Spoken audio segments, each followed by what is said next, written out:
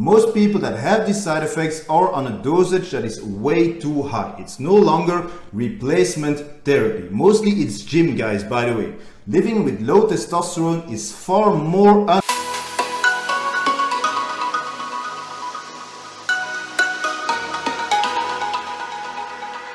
What's up folks, it's Uranus, we're in Brussels, welcome to another video. So today I'll be talking about a very common misconception regarding TRT, and I'll be answering a very simple question. Is TRT or testosterone replacement therapy bad or unhealthy for you? There is still a great amount of misinformation regarding this topic online, and there are still a bunch of old school doctors who would rather treat low testosterone patients with SSRIs or antidepressants instead of testosterone replacement therapy. So let's dive deeper into this topic. By the way, this isn't medical advice, this is just my personal opinion, and it's coming from somebody that has been on TRT for pretty much 10 years. Alright, c'est parti.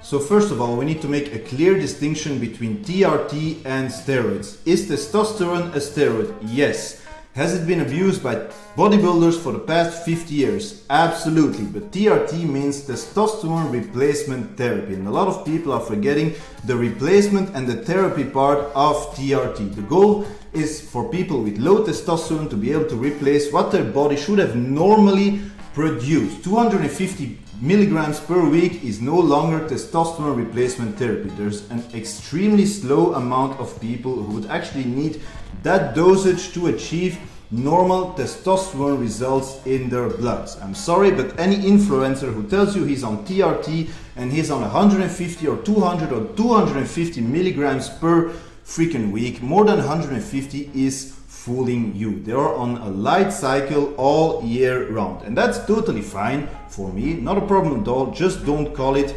TRT.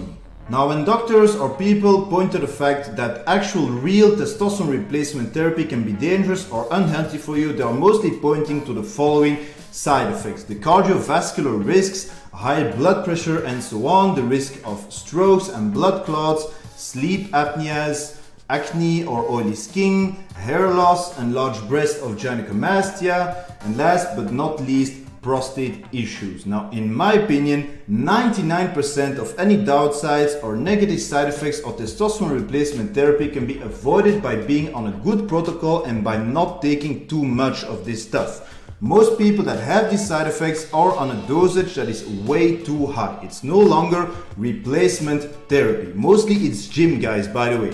Living with low testosterone is far more unhealthier than living on TRT. If you have health issues or you're at risk of developing health issues like high blood pressure, or you're overweight, or you have heart problems and so on, I still think that you have the right to live with healthy testosterone levels in your body, and I think you should take the more conservative approach. Then I know people and I see people online that really feel good on a protocol of 75 milligrams of testosterone replacement therapy per week, split into two dosages that make for a great stable protocol. That way you have all the benefits without having the side effects. So the more conservative approach. Let me tell you a little personal story of mine. My dad has had prostate cancer when he was almost 50 years old. Now, they removed his prostate and he was declared totally cancer-free afterwards. Now, it turns out a year or two later, his testosterone levels were dead in the water. They were completely abysmal. So when I was going through my personal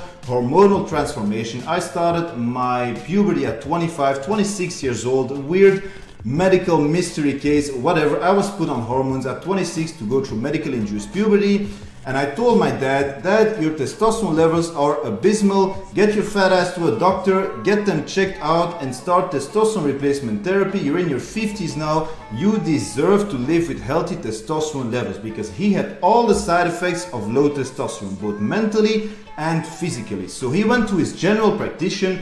With his blood results, he had less than 200 nanograms per deciliter, really abysmal. Even if you're in your 50s, those are really abysmal testosterone levels.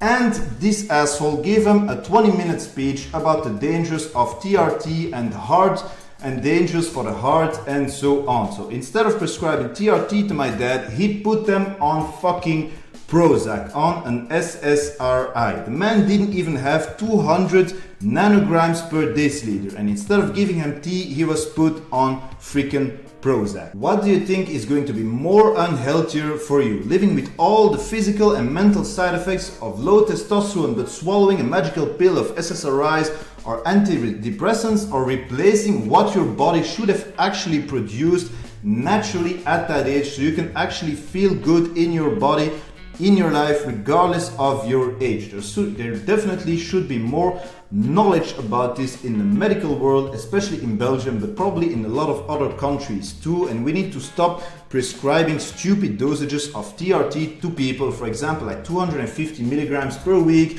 alongside aromatase inhibitors, and then just calling it TRT. There should be more knowledge about this in the medical world. Anyway, this was my take on is testosterone replacement therapy bad or unhealthy for you? No, in my way, what I think, it's absolutely not unhealthy for you as long as you're replacing what your body should have naturally produced. Living with low testosterone, and I lived with low testosterone for more than a fucking decade, is way worse, is way unhealthier than being on TRT and taking the conservative approach. Anyway, this was my opinion. Let me know what you think about it in the comments. Subscribe to my channel. I'll catch you on the next one.